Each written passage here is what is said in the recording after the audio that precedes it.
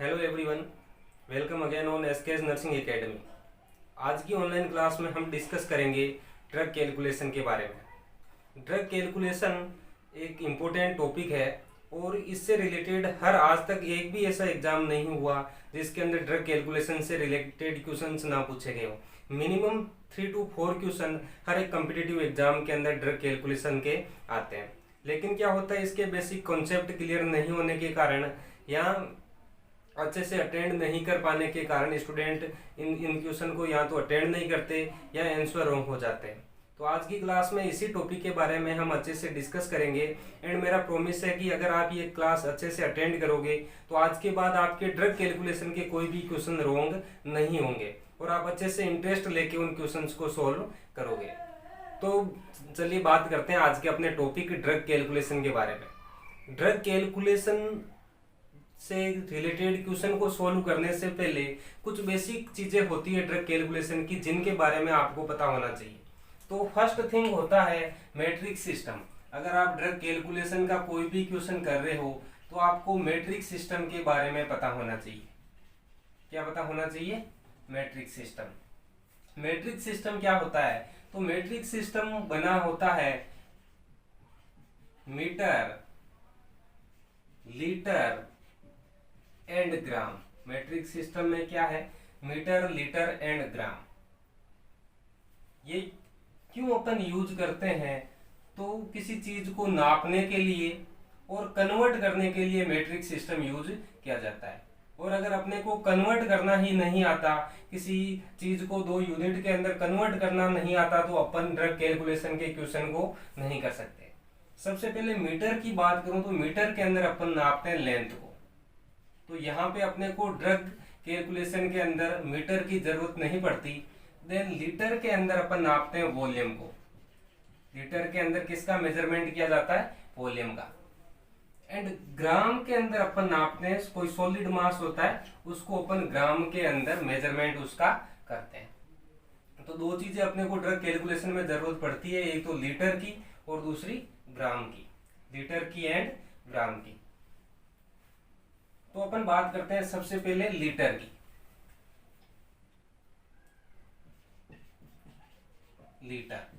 Litre से क्या नापते हैं अपन? वॉल्यूम। जो भी लिक्विड चीजें होती है उनको अपन लीटर के अंदर नापते हैं। देन लीटर को कैसे अपन कन्वर्ट करते हैं?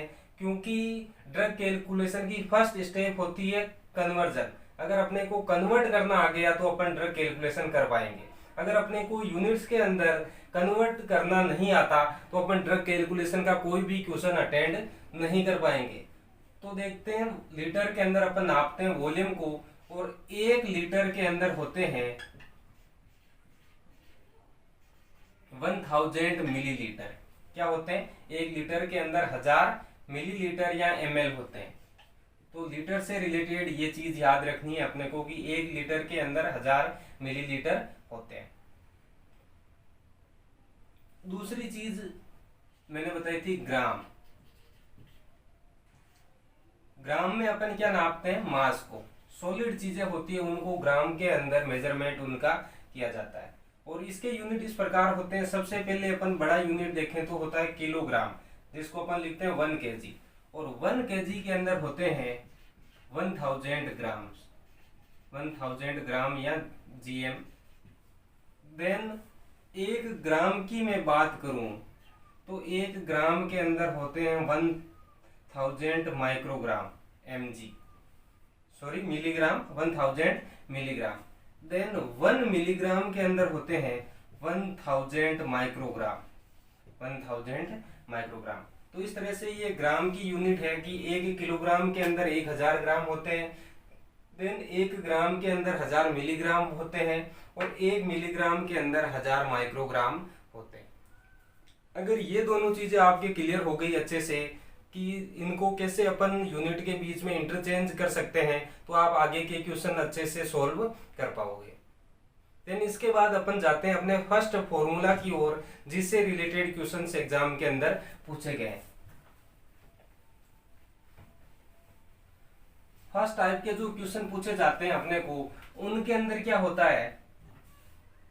डोज कैलकुलेट करनी होती है। क्या करनी होती है? डोज कैलकुलेशन करनी होती है, अपने को अवेलेबल डोज दी होती है कि अपने पास इतनी डोज अवेलेबल है, देन डॉक्टर ने इतनी प्रिस्क्राइब की है, अवेलेबल डोज दी होती है अपने को, और प्रिस्क्राइब्ड डोज भी दी होती है। अब अपने को कैलकुलेट करना होता है अमाउंट को। क्या कैलकुलेट करना होता है? अमाउंट को या क्वांटिटी को। अमाउंट को या क्वांटिटी को कैलकुलेट करना होता है। ये फर्स्ट टाइप के क्वेश्चन है जो कॉम्पिटिटिव एग्जाम्स के अंदर पूछे गए। तो इस टाइप के क्वेश्चन का मैं आपको एक एग्जांपल देता हूं। एक क्वेश्चन है जिसको मैं बोर्ड पे राइट डाउन करता हूं यहाँ पे। तो अपना क्वेश्चन है इस तरह से कि a health care provider prescription read to administer an IV dose of 4 lakh unit of penicillin, 4 lakh unit of penicillin. Then the label on 10 ml ampoule sent from pharmacy reads 3 lakh unit per ml. 3 lakh unit per ml.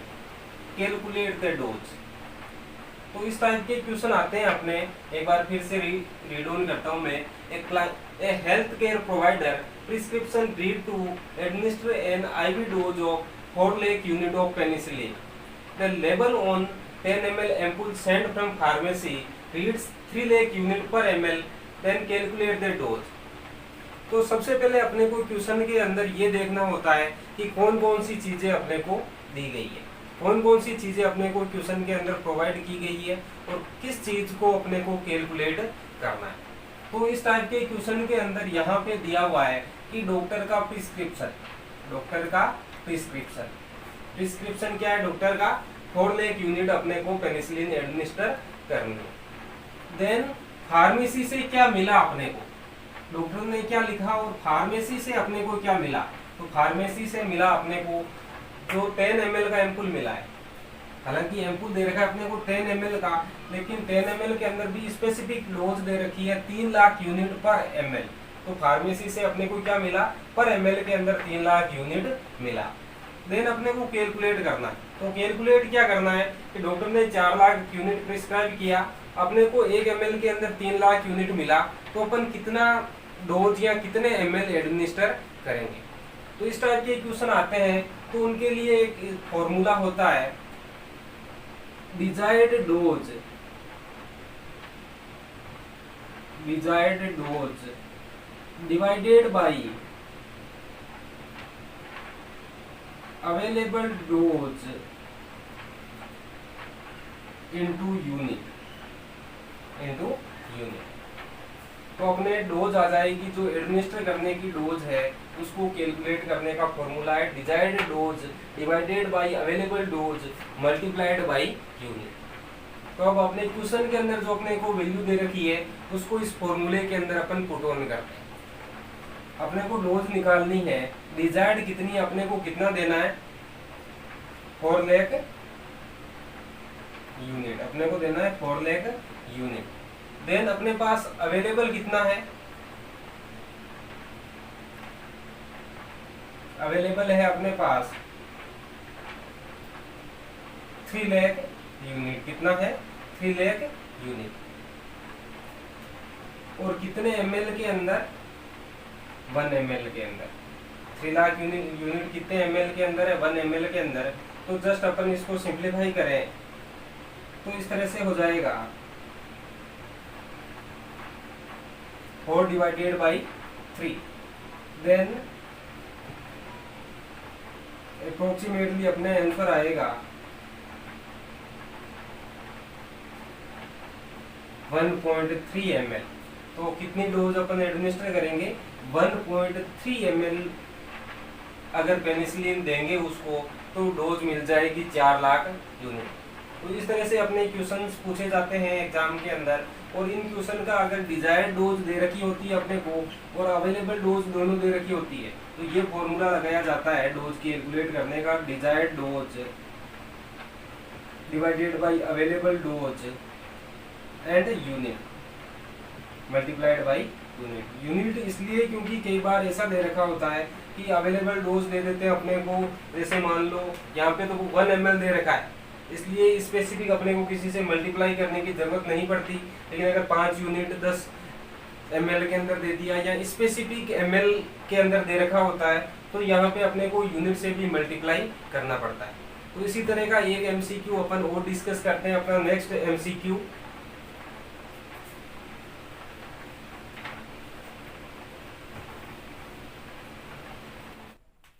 Then अपना next question है, a health care provider prescription reads potassium chloride 30 milliequivalent to be added to 1000 ml NS and to be administered over a period of 10 hours.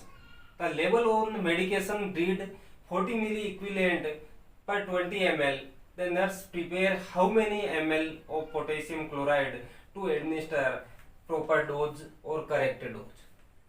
तो देखो question के अंदर क्या पूछा गया है कि हेल्थ केयर प्रोवाइडर ने प्रिस्क्रिप्शन किया है 30 मिली इक्विवेलेंट पोटेशियम क्लोराइड। कितना? 30 मिली equivalent potassium chloride.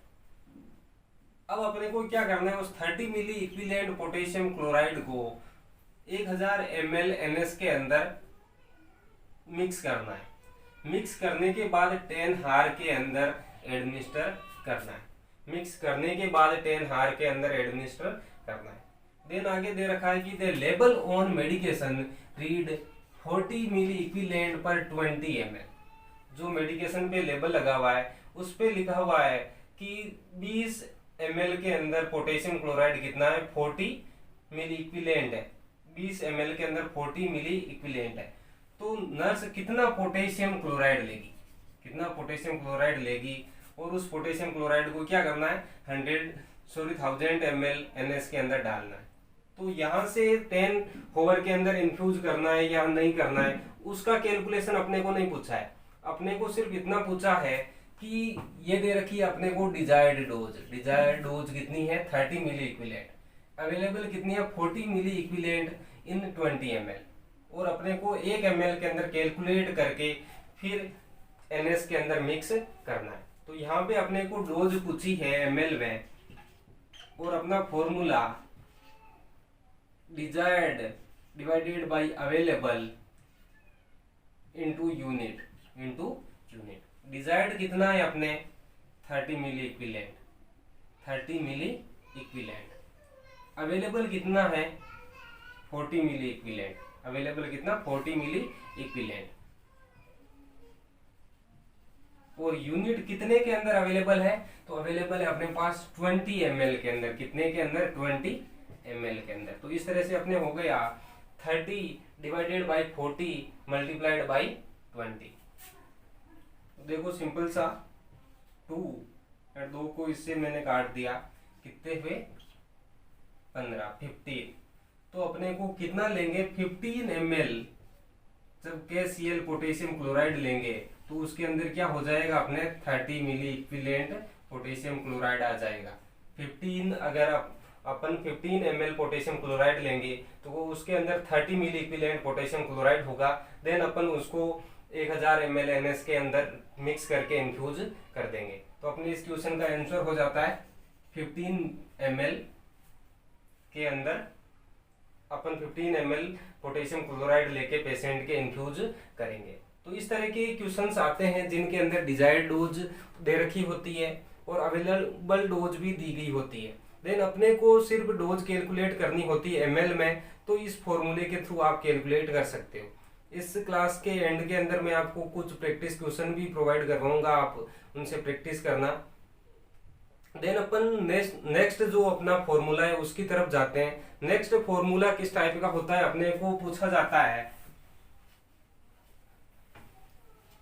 Drop per minute. क्या पूछते हैं अपने को,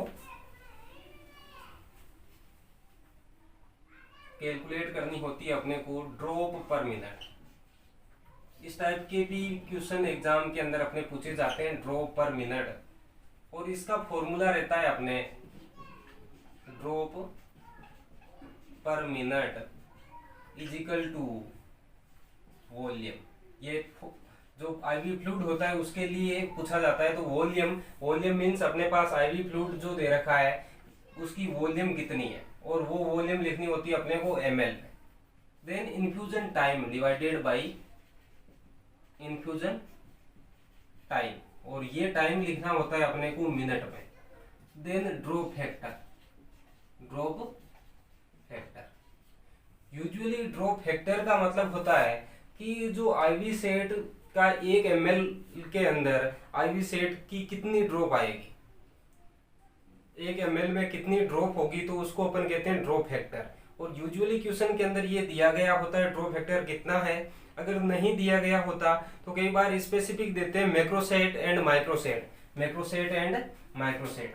तो अगर अडल्ट का दे रखा होता है तो अपन अडल्ट के अंदर यूज करते हैं मैक्रोसेट। कौन सा? मैक्रोसेट। और मैक्रोसेट का ड्रॉप फैक्टर होता है 15, मींस मैक्रोसेट की 15 ड्रॉप के अंदर 1 ml फ्लूइड आ जाता है।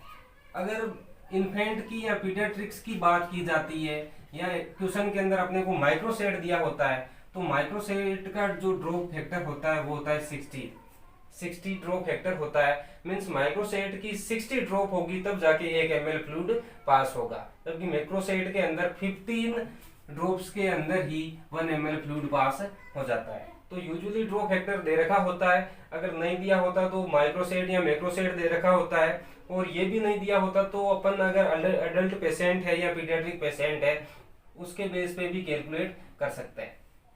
देन इस फॉर्मूले से कैसे कैलकुलेट करते हैं तो मैं आपको बताता हूं। जैसे जैसे अपने को दे रखी होती है RL 1000 ml infused over 8 hours, infused over 8 hours, and drop factor is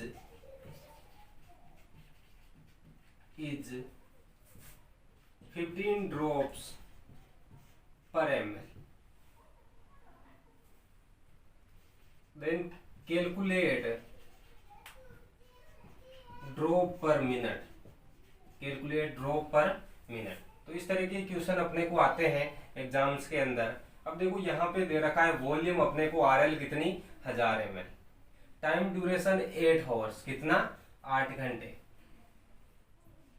drop factor 15 drop पर ml, और अपने को कैलकुलेट करना है ड्रॉप पर मिनट। तो देखो 3 चीजें अपने को दे रखी है, देन कैलकुलेट करना है। तो फॉर्मूले के अंदर मैं रखता हूँ drop per minute is equal to volume in ml 1000 ml divided by infusion time कितना 8 आवर्स, और अपने को लिखना होता है मिनट में, तो 8 आवर्स इंटू 60 मिनट, ये अपना मिनट के अंदर टाइम आ गया। Then multiplied by drop factor कितना 15 ड्रॉप पर ml, 15 ड्रॉप पर ml। तो इस फॉर्मूले में रखने के बाद अपने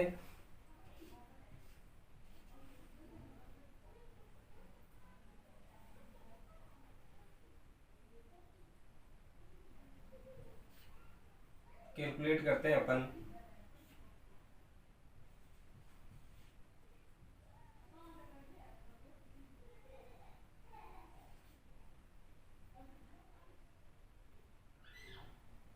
लगभग अपने 31 ड्रॉप पर मिनट आंसर आएंगे अपने 31 ड्रॉप पर मिनट। तो अपन इस हिसाब से अगर ऐसे क्वेश्चंस आते हैं अपने एग्जाम में तो उनको सॉल्व कर सकते हैं।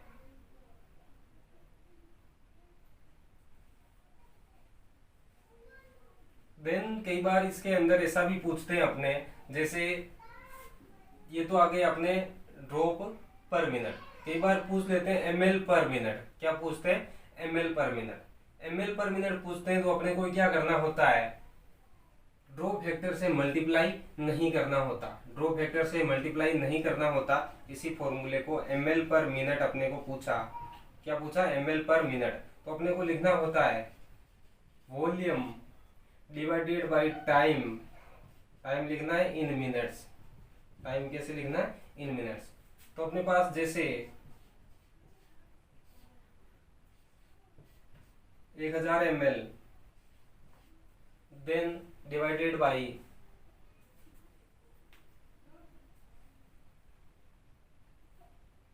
तो इसको मैं सोल्व करता हूं 1000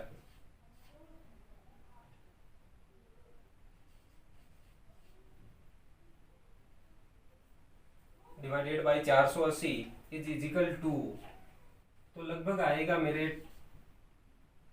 2 ml पर मिनट के आसपास, 2 ml पर मिनट के आसपास इसका आंसर आएगा, या 2.1 ml पर मिनट अपन फ्लूइड इन्फ्यूज करेंगे। तो इस तरह से अपन दोनों कैलकुलेट कर सकते हैं, drop per minute, then ml per minute, और इसको ml पर हार भी पूछ लेते हैं, कई बार पूछ लेते हैं ml पर हार। 1 घंटे के अंदर आप कितना इन्फ्यूज करोगे, तो वहां पे भी सेम ही फॉर्मूला काम आता है अपने, वॉल्यूम डिवाइडेड बाई टाइम। यहाँ पे टाइम हो जाता है हार्स में, जैसे कि 1000 डिवाइडेड बाई 8, तो आ जाता है अपने 125 ml पर हार्स। तो इस तरह से ये 2 इंपॉर्टेंट फॉर्मूला होते हैं ड्रग कैलकुलेशन के, जिनसे रिलेटेड हर एग्जाम्स के अंदर 2-3 क्वेश्चंस पूछे जाते हैं। तो आई थिंक इस क्लास को अटेंड करने के बाद आप अच्छे से समझ गए होंगे कि अगर desired dose and available dose दे रखी होती है तो अपने को कैसे कैलकुलेट करना होता है, और फ्लो रेट पूछी गई होती है जैसे ड्रॉप पर मिनट या ml पर मिनट, ml पर हार, तो भी आप उसको कैलकुलेट कर सकते हो। इसके अलावा मैं कुछ आपको MCQ प्रोवाइड करवा रहा हूँ, आप उनको सॉल्व करिएगा और कमेंट बॉक्स में आंसर बताइए। और फिर भी अगर आपको कोई डाउट आ रहे हैं, क्वेश्चन सॉल्व नहीं हो पा रहे हैं, तो आप डिस्क्रिप्शन में जो आपको कनेक्शन के लिए मेल आईडी या इंस्टाग्राम अकाउंट और व्हाट्सएप नंबर प्रोवाइड किए गए हैं, आप उन पे कांटेक्ट कर सकते हो।